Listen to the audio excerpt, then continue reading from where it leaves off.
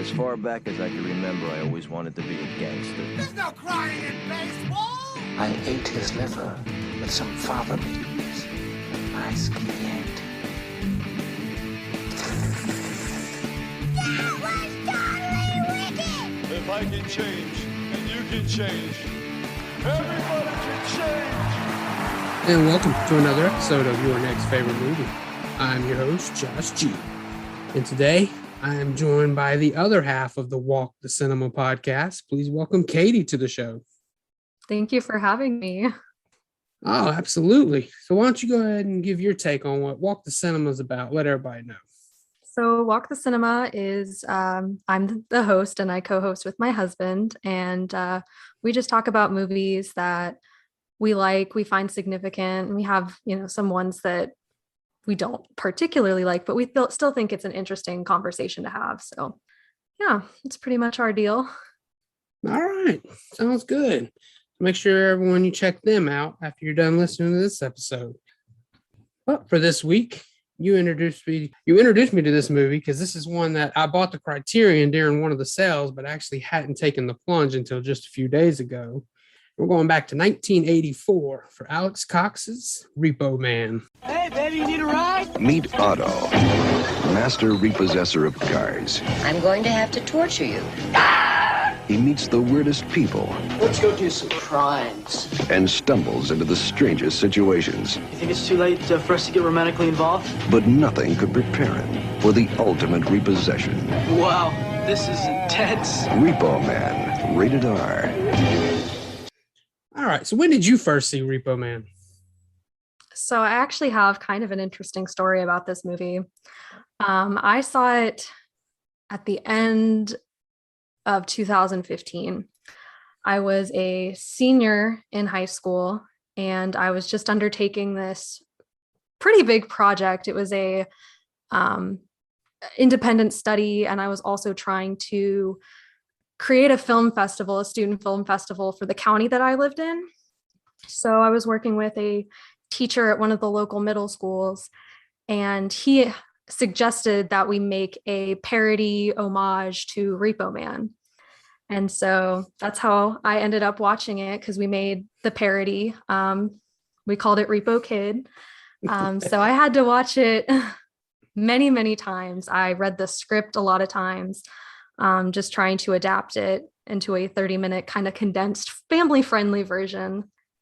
So yeah, I watched it a lot during that 2015-2016 year.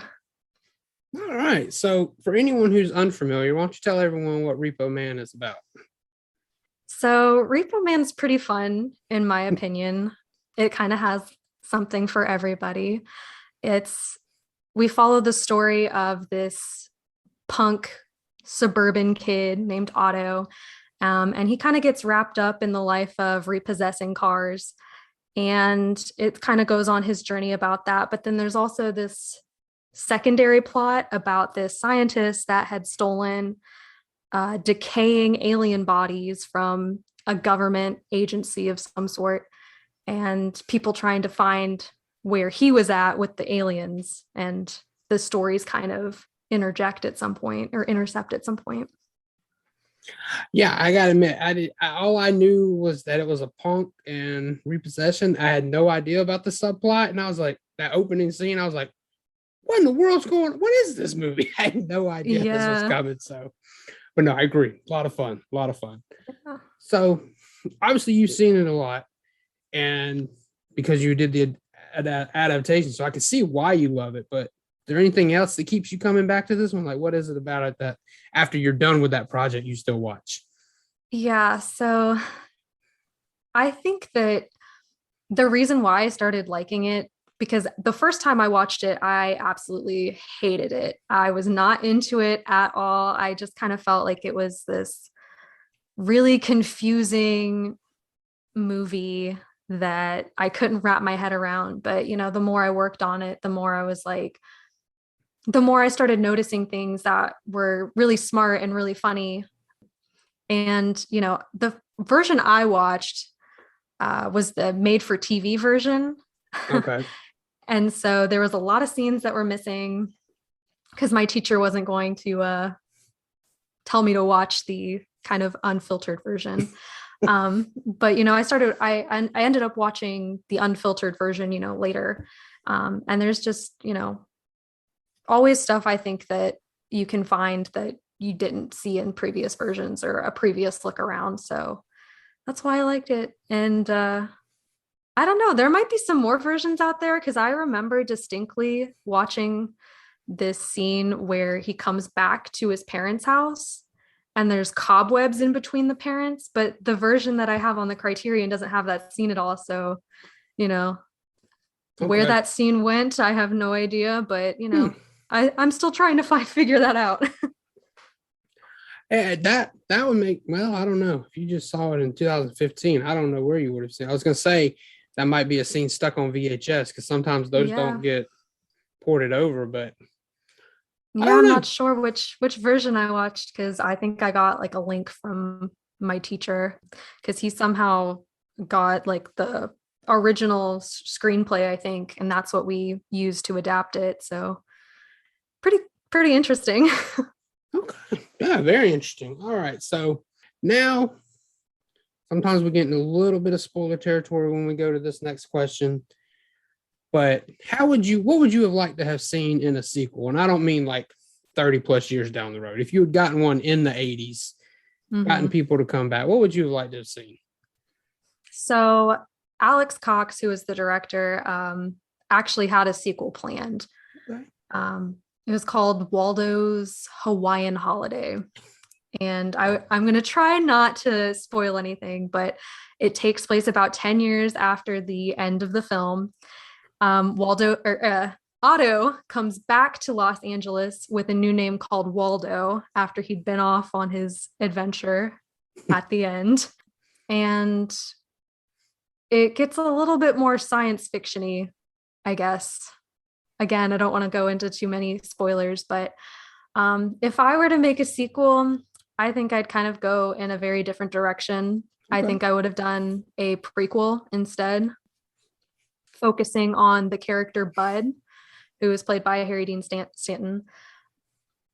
And I think it would be about how he got into the Repo Man lifestyle, and maybe even like how he became nemesises with the Rodriguez brothers, and have it more of like an action, like more gritty type thing, and probably do away with the sci-fi nature, just because I'm not really sure how you would, carry that kind of through it, I guess. Right. No, that sounds like it could be interesting to watch. Although that one about Waldo sounds like it'd be interesting to watch too. So I'd probably watch it both. Yeah, they actually, I think in 2008 turned it into a graphic novel. I haven't read it, but I think Alex Cox had the whole entire screenplay on his website. So this graphic artist was like, I like that. I like Repo Man. I want to do it. And he got the rights to it. I think he put out a graphic novel based on it. Oh, so. Wow. Okay. So for all you fans out there, definitely something to check out if you haven't already. Could be interesting. All right. So let's go with what could possibly happen. And that would be a remake with today's stars. Who would you put in Repo Man? I thought very long and hard about this. Because probably like everybody with their favorite movie, I think the casting was superb. So Otto, our main character, I picked Shia LaBeouf. I think that he has that he kind of looks like he could be a punk rocker, I guess, but also doesn't look that intimidating. And I think he would also have the capacity to portray somebody that's kind of laid back and not really caring about what goes on in his day-to-day life, I guess. So I think that would be a good option. For Bud, who was played by Harry Dean Stanton in the original, I chose Sean Penn, because I kind of thought he looks a little scrappy. He looks like he could be, in the realm of a used car salesman.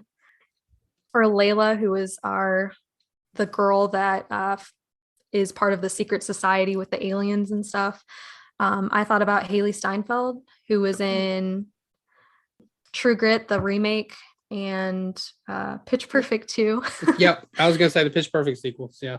Yes. I think she has like that kind of innocent looking vibe, and I think she'd be kind of fun in it. So, and then some background characters I kind of picked out were Light, one of the Repo Men, played by Daniel Kaluuya, the Get Out and Judas and the Black Messiah guy. I think he can kind of play like he's friendly, but he's really intimidating, you know? And then my final one that I came up with was for the Rodriguez brothers. I just got in my mind that Dave and James Franco would be pretty fun choices. They're actual brothers, and I think that they would play off well. And I think that they also could kind of look like seedy Cars salespeople. So I think it'd be kind of fun. Yeah, no, I agree. I like it. I think you did a good job there. So I tried. I thought long and hard about this. It was difficult. Yeah, I understand that. Trust me. I don't want to see my favorite movie remade either. So. No, it's one of those iconic things. And, you know, since I spent so long with it, I spent a year like creating my version of it. It just, you know, it would be hard to see it be remade with somebody else's vision. Yeah, I totally understand. All right, here comes the last part. Sell this movie to someone who hasn't seen it. Maybe for whatever reason they don't want to see it. How do you sell it to people when you want people to take a chance on it? It's definitely a hard sell, I would say. Take it from somebody that didn't like it at first, like at all. I was very resistant to it, but it really does have something for everyone. If you're kind of like that 1980s nostalgic feel of the punk rock scene, it has Iggy Pop did the opening song, like the theme for it, which is really, really cool. It's has science fiction elements where it has like government conspiracy and aliens and stuff like that. And I think at its heart, it's a really smart comedy. So if you're looking for big laughs, it may not necessarily be for you. But if you're one of those people that enjoy comedic elements and you kind of have to work for them, I would say that this is just a really perfect movie for those people. All right. And I'll say anyone who's ever enjoyed Harry Dean Stanton, just like as you know, he's been in so much stuff. This was like the first time I'd ever seen him as the star. Like I was surprised when he came up first. I was like, wow, he's been a star of the movie? That's awesome. Yes. Because he's popped up in so much stuff, but you don't see him as the star. So I'd say check it out just for that. Yeah, he really shines in this one, I think. No, I agree. And I think, like you said, you hated it first viewing. I didn't hate it, but I watched it. I'm like, I definitely think my rating is going to go up the more I watch this because it's definitely that kind of movie. Yeah, there's so many things that I found watching it 2, 3, 4 times that I was like, wow, like it's just really amazing. I don't know. It's really fun. No, like I got that feeling watching it the first time. I was like, yeah, this is going to go up on repeat viewings. It's definitely that kind of movie. Yeah, it's a slow burn, but it's worth it. Hey, and it's what, 95 minutes maybe? I mean, it's not a long movie, so that's always good. It's very quick. Yeah. All right, Katie, that's going to wrap this one up. Why don't you tell everyone where they can find you guys online, find the podcast, all that good stuff. So we're at Walk the Cinema Podcast on pretty much any podcasting platform, Spotify, Apple Podcast. And then we're also at just Walk the Cinema on Letterboxd and Twitter. All right. And as always, you can follow me at ynfmoviepod on Twitter and Instagram. Available wherever you get your podcasts. Be sure to come back next week because I'll have a different guest. It may be talking about their favorite movie. It may be a deep dive with my buds, Chad and Chris, as we've been doing lately. Either way, until then, you guys take care, and I'll talk to you next time.